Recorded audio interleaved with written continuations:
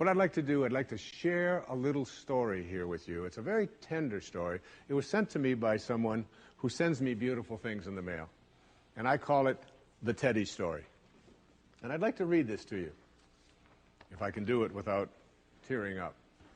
And this story illustrates this as well as anything I've ever seen. There's a story many years ago of an elementary school teacher. Her name was Mrs. Thompson. As she stood in front of her 5th grade class on the very first day of school, she told the children a lie. Like most teachers, she looked at her students and said that she loved them all the same. But that was impossible because there in the front row, slumped in his seat, was a little boy named Teddy Stoddard. Mrs. Thompson had watched Teddy the year before and noticed that he didn't play well with the other children, that his clothes were messy and that he constantly needed a bath. Teddy could be unpleasant. It got to the point where Mrs. Thompson would actually take delight in marking his papers with a broad red pen and making bold X's and then putting a big F at the top of his papers. At the school where Mrs. Thompson taught, she was required to review each child's past records, and she put Teddy's off until last. However, when she reviewed his file, she was in for a surprise.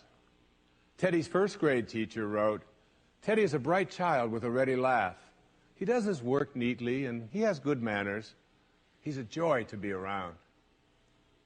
His 2nd grade teacher wrote, "Teddy's an excellent student, well liked by his classmates, but he's troubled because his mother has a terminal illness and life at home must be a struggle." His 3rd grade teacher wrote, "His mother's death has been hard on him. He tries to do his best, but his father doesn't show much interest, and his home life will soon affect him if steps aren't taken." Teddy's 4th grade teacher wrote, "Teddy's withdrawn and doesn't show up much interest in school. He doesn't have many friends, and sometimes he even sleeps in class." By now, Mrs. Thompson realized the problem, and she was ashamed of herself. She felt even worse when her students brought her Christmas presents wrapped in beautiful ribbons and bright paper, except for Teddy's.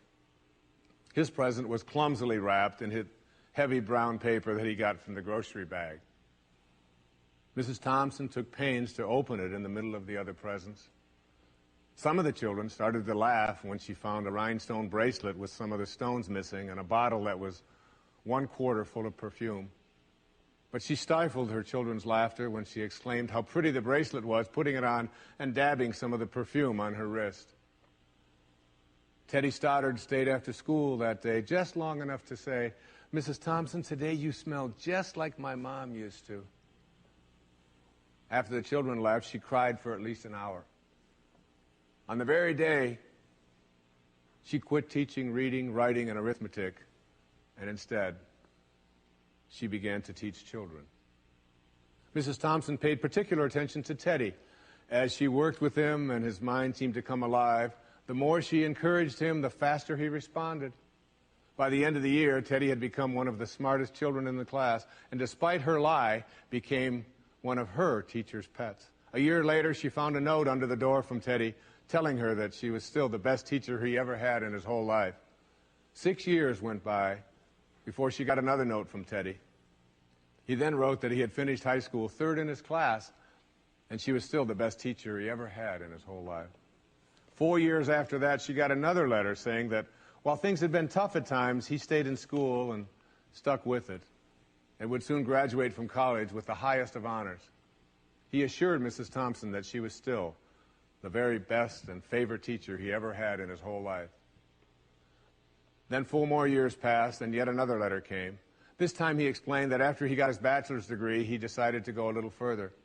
The letter explained that she was still the best and favorite teacher he ever had, but now his name was a little longer.